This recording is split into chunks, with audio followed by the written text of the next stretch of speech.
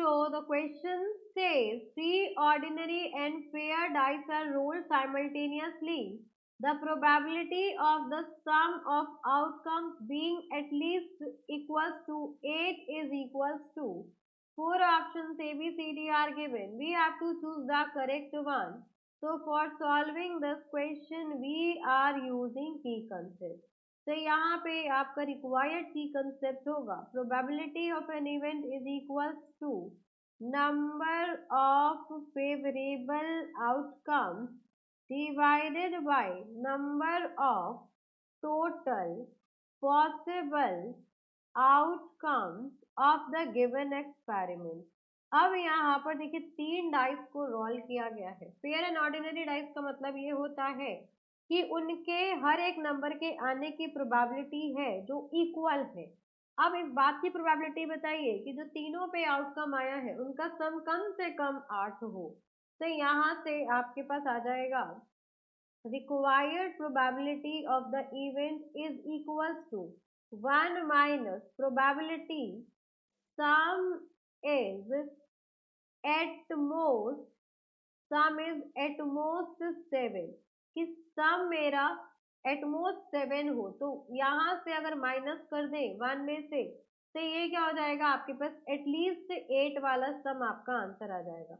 अब यहाँ पर सम एटमोस्ट 7 हो तो सम या तो आपका 3 होगा 1 प्लस 1 प्लस 1 तो ये हो गया आपके पास 3 एंड नेक्स्ट सम इधर आपके पास 4 होगा तो यहाँ पर हमारे पास सम क्या क्या पॉसिबल है एटमोस्ट 7 तक पॉसिबल है। तो यहाँ से आ गया आपके पास 3 4 5 6 7 तो 3 जो है वो किससे आ सकता है 1 प्लस 1 प्लस 1 तो 3 आने के कितने वेज है केवल एक ही वे है। एंड देन हम 4 की बात करें तो 4 किससे आ सकता है आपके पास 1 plus 1 plus 2 is equals to ये हो सकता है आपके पास 1 plus 2 plus 1 is equals to ये हो सकता है आपके पास 2 प्लस 1 प्लस 1 तो इसके कितने हो जाएंगे 3 वेज हो जाएंगे। सम कितना आने के लिए हमारे पास सम 4 आने के लिए 3 वेज हो जाएंगे। अब नेक्स्ट देखिए यहाँ पर सम 5 किससे आएगा तो सम 5 आएगा आपके पास 1 प्लस 1 प्लस 3 से या फिर 2 प्लस 2 प्लस 1 से तो इसके भी टोटल कितने वेज आ जाएंगे 5 आने के तो 5 आने के टोटल आपके पास 6 वेज हो जाएंगे। देन बिकॉज देखिए यहाँ पर एक सेट से 3 वेज बन रहे हैं तो यहाँ पर आपके पास 2 सेट है तो 2 सेट से कितने वेज बन जाएंगे यहाँ पर 6 वेज बन जाएंगे। देन 6 किस किस से आ सकता है आपका तो 6 आएगा 1 plus 1 plus 4 is equals to 1 plus 2 plus 3 is equals to 2 plus 2 plus 2 तो यहाँ से तो आपका एक ही वे होगा एंड 3 वेज यहाँ से 3 वेज यहाँ से तो यहाँ पर देखिए 6 का 6 कितने वेज में आ सकता है तो यहाँ से आ गया आपके पास 6 सम आएगा आपका 5 वेज में।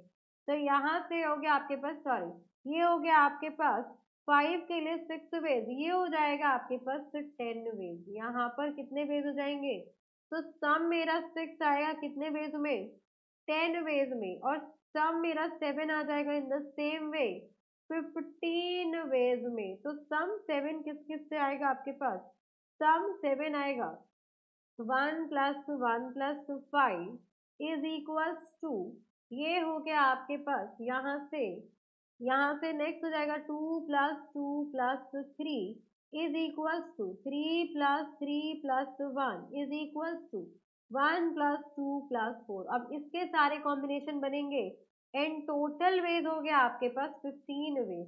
तो यहाँ से आ गया आपके पास नंबर ऑफ वेज नंबर या फिर हम लिख सकते हैं टोटल वेज। तो total ways of getting sum at most 7 is equals to ये हो गया आपके पास 1 प्लस 3 प्लस 6 प्लस 10 प्लस 15 तो यहाँ से आ गया 6 3 9 और 1 10 10 और 10 20, 10 30, 5 35, तो ये हो गए मेरे पास 35 वेज और टोटल पॉसिबल आउटकम आ जाएगा आपके पास। तो यहाँ से आ गया आपके पास required probability is equals to, यहाँ पर रिक्वायर्ड प्रोबेबिलिटी आ जाएगी 1 माइनस करके आएगी। तो ये हो गया आपके पास probability is equals to 1 minus 35 upon, ये हो जाएगा आपके पास 35 अपॉन 6 इंटू 6 इंटू 6, तो दिस इज इक्वल्स टू, जब आप 6 को मल्टीप्लाई करेंगे 6 का क्यूब, तो 6 का क्यूब होगा आपके पास 6 इंटू 6 इंटू 6, दैट इज 216। तो 216 माइनस 35 अपॉन 216, तो 216 में से हम 35 को माइनस करेंगे, तो this is equals to 181 upon 216। अब ऑप्शंस में चलते हैं, तो 181 अपॉन 216 आपका ऑप्शन नंबर डी है। तो for this question this is our required answer. Hope you understood very well. Thank you so much. Best of luck.